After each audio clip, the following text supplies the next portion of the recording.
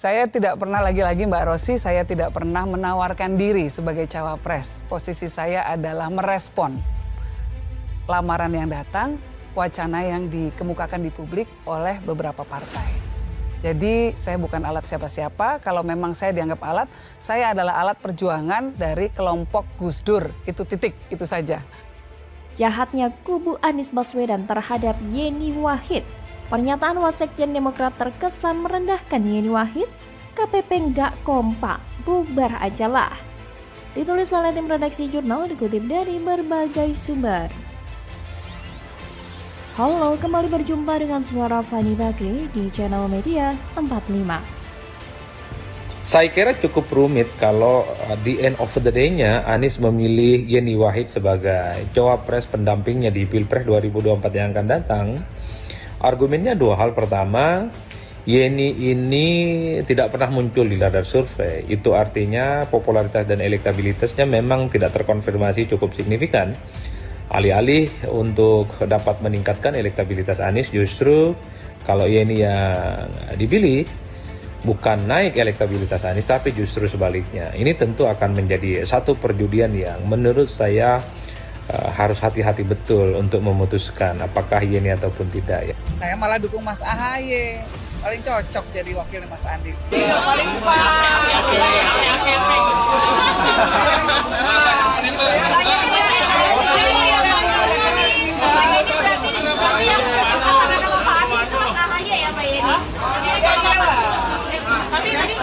Kalau Yeni yang kemudian dipilih, maka sangat beresiko bagi Partai Demokrat ya, karena Demokrat ini pastinya sampai hari ini mematok harga mati AHY adalah pendampingnya Anies. Kalau AHY bukan pendamping Anies, bagi Demokrat apa gunanya bergabung dalam koalisi perubahan kalau AHY tidak mendapatkan tiket pencapresan. Saya termasuk yang cukup meyakini kalau AHY bukan pendamping Anies, Demokrat AHY akan angkat kaki dan sangat mungkin akan pindah ke lain hati.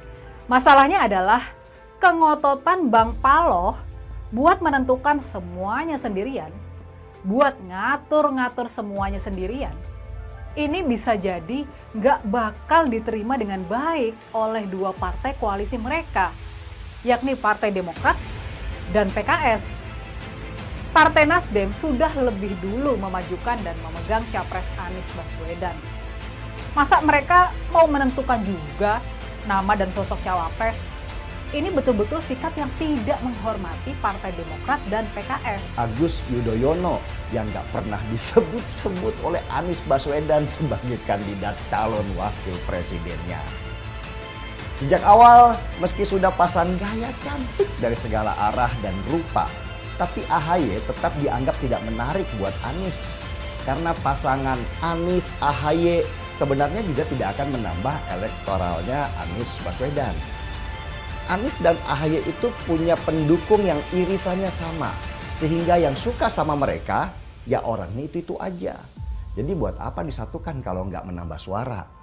Pegiat media sosial Guntur Romli mengungkapkan jahatnya kubu bakal capres koalisi perubahan untuk persatuan Anies Baswedan terhadap putri presiden keempat Abdurrahman Wahid alias Gus Dur, Yeni Wahid. Kubu Anies Baswedan menyebut nama Yeni Wahid sebagai calon presiden atau cawapres dengan tujuan agar nama mantan gubernur DKI Jakarta itu relevan dan mencuri perhatian dalam pemberitaan.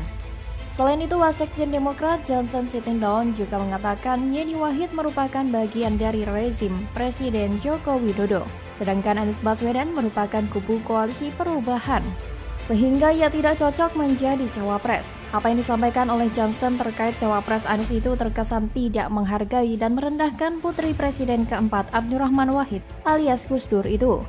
Selain pernyataan Johnson, Sudirman Said yang merupakan juru bicara Anies juga mengatakan tidak ada parpol koalisi perubahan yang merekomendasikan nama Yeni Wahid. Padahal sebelumnya, Ketua DPP Nasdem Effendi Khairi mengatakan Yeni Wahid cocok dipasangkan dengan Anies di Pilpres 2024, sehingga putri Gus Dur itu tampak dipermainkan. Yeni Wahid memang dibutuhkan sebagai cawapres Anies untuk menambah suara Nahdlatul Ulama atau NU di wilayah Jawa Timur, dan ada juga nama Gubernur Jatim Hovifah Indar Parawansa. Hal ini tentu menyebabkan kubu Demokrat baper karena mereka menginginkan Ketua Umumnya Agus Harimurti Yudhoyono atau AHY yang menjadi cawapres. Dan jika Demokrat keluar, maka koalisi perubahan bisa bubar. Memang gak ada akhlak si Johnson ini. Yeni gak salah apa-apa, justru dia mendukung pasangan Anies AHY, malah dipermalukan di depan publik. Seharusnya yang dia serang itu adalah Nasdem, karena Nasdem lah yang mengusulkan Yeni jadi wakil Anies. Tapi karena Johnson pengecut, gak ada akhlak, takut sama Om Brewok Surya Paloh, dan beraninya sama perempuan. Akhirnya Yeni Wahid yang dia jadikan korban. Penolakan demi penolakan itu tentu saja bisa membuat Yeni Wahid murka karena merasa dipermainkan. Beberapa waktu lalu, elit Partai Nasdem Gus Coy mengatakan jika dirinya datang langsung ke Yeni Wahid untuk membicarakan masalah terkait cawapres. Tapi kini malah terjadi penolakan. Yeni pastinya akan merasa dipermainkan serta dipermalukan, seolah-olah dirinya yang mengemis minta jabatan ke Anies atau KPP. Keadaan ini menggambarkan jika kondisi internal KPP tidak kompak, berjalan sendiri-sendiri sehingga berpotensi terjadinya kesalahpahaman bahkan perselisihan. Yeni Wahid pun tidak tinggal diam, ditolak sana-sini oleh partai-partai pendukung Anies Baswedan. Yeni menekankan dirinya tidak pernah mengajukan diri sebagai cawapres Anies. Tak hanya itu, Yeni bahkan mewanti-wanti Partai Demokrat tidak akan membantu AHY ketika butuh dukungan. Kalau situ belum apa-apa udah menolak saya, pas bosmu butuh dukungan, saya emoh loh, kata Yeni Wahid. Di tengah butuh dukungan sebanyak-banyaknya, KPP malah memastikan diri tidak akan mendapat bantuan dari pihak Yeni Wahid. Menjelang pemilu seharusnya mendapatkan dukungan sebanyak-banyaknya, ini malah menambah musuh. Kekecewaan Yeni Wahid tentu akan berdampak negatif terhadap nama KPP dan Anies Baswedan sebagai capres. Apalagi menjelang Pilpres, nama baik merupakan hal yang sangat penting agar masyarakat memberikan kepercayaan penuh pada mereka. Yeni Wahid tentu merasa diprank dengan kejadian ini. Bukan tidak mungkin Yeni akan langsung membatalkan kesiapannya jadi cawapres jika hal ini tidak dikonfirmasi dengan tepat oleh pihak KPP. Bagaimana kalau menurut Anda? Ya karena setelah Nasdem mendeklarasikan Anies sebagai capresnya, secara survei ternyata malah semakin turun. Di semua lembaga survei, suara Nasdem itu konsisten turun. Bukannya untung malah buntung. Anies tak lagi lakukan safari politik. Kantong oligarki lagi kering. Anies tak laku dijual. Ditulis oleh tim redaksi jurnal, dikutip dari berbagai sumber. Halo, kembali berjumpa dengan suara Fani Bakri di channel Jurnal 45. Meski sayangnya, Nasdem juga pinter. Dia nggak mau tuh dijadikan sapi perah oleh Demokrat dan PKS.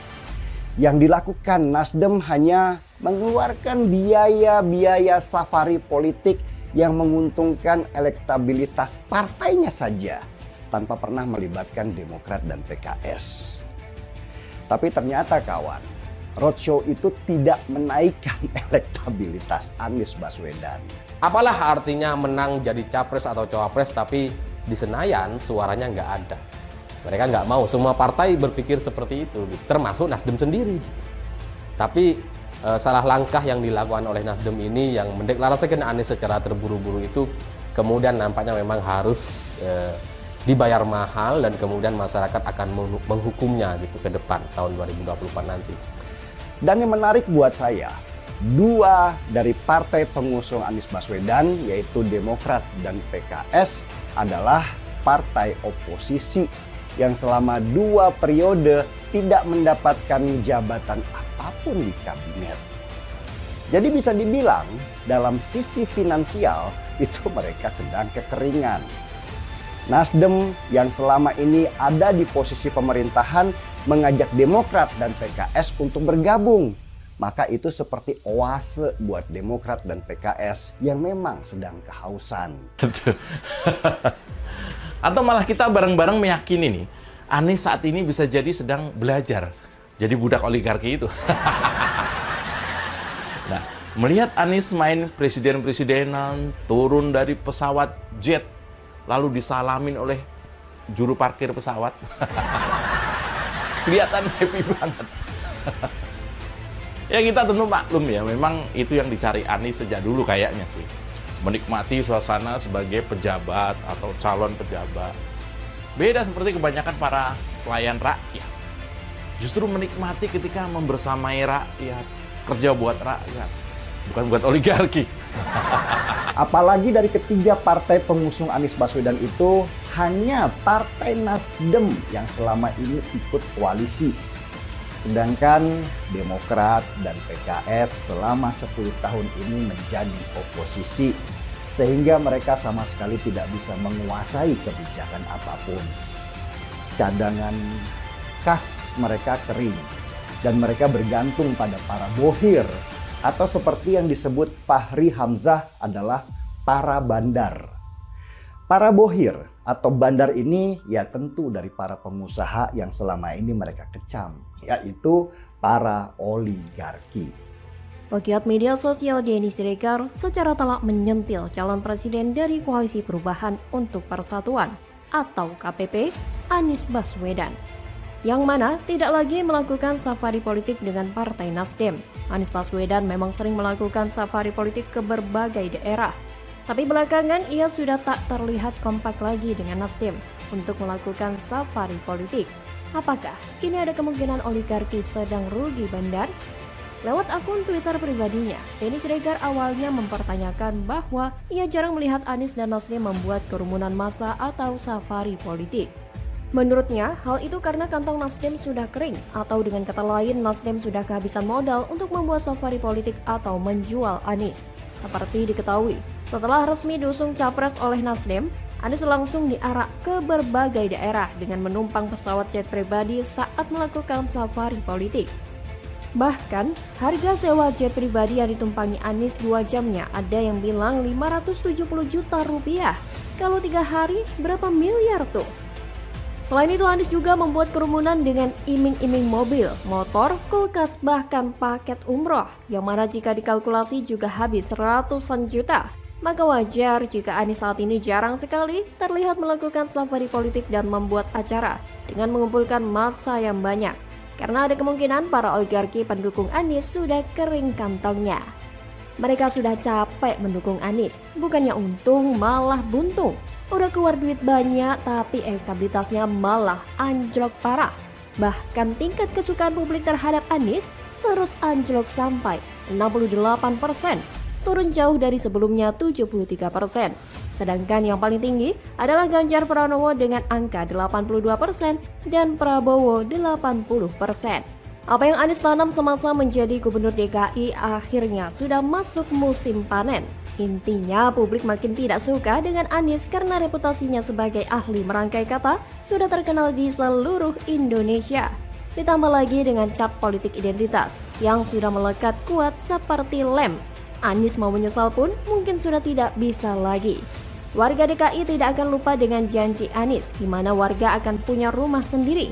Tapi semua itu ternyata tipu-tipu supaya warga terpesona dengan Anies lalu memilih dia sebagai gubernur DKI. Warga DKI tidak akan pernah melupakan demo-demo munafik berkedok bela agama, tapi disusupi dengan politik identitas untuk menyerang lawan politik Anies. Anies merangkul kelompok seperti itu tanpa merasa bersalah, apalagi minta maaf. Kalau ada yang tidak suka atau bahkan banyak yang benci dengan Anies, itu memang pantas buat Anies. Pemimpin yang berani menjual janji yang tak bisa ditepati adalah pemimpin yang tak layak dipercaya. Apalagi Anies berani berutang sampai 92 miliar rupiah. Dengan resiko tak tahu bagaimana harus melunasi jika kalah. Elektabilitas merosot, tingkat kesukaan publik juga merosot. Apa mungkin ini alasan kenapa kelompok sebelah dan mungkin para oligarki gencar menyuarakan narasi Anies dijegal karena kantong mereka sudah kering? Survei memang tidak 100% tepat akurat, tapi semoga saja benar. Semoga ini adalah tanda bahwa memang Anies tidak diterima mayoritas rakyat Indonesia. Kalian bisa bayangkan sendiri betapa masifnya kelompok-kelompok di belakang Anies. Tidak ada makan siang gratis dalam politik. Camkan itu baik-baik. Negara ini sedang dalam incaran kelompok besar yang ingin menguasai. Begitu jagoan mereka menang pilpres, mereka bebas dan bisa pesta besar. Tapi mereka takut ketahuan. Mereka tidak ingin diketahui, mereka ingin jagoannya dipersepsikan bersih dan tidak ada yang menunggangi. Begitu menang pilpres, ujung-ujungnya bakal ketahuan. Mirip dengan skenario Pilkada DKI Jakarta. Seiring berjalannya waktu, satu persatu, bau busuk mulai tercium. Kelebihan bayar, banyak proyek tak jelas dan boros. Formula E. Boros artinya dermawan. Kelebihan bayar adalah dermawan. Dermawan ke siapa? Silakan tanya ke Anies saja. Dia bisa jawab, tapi mungkin tak akan mau jawab. Bagaimana kalau menurut Anda?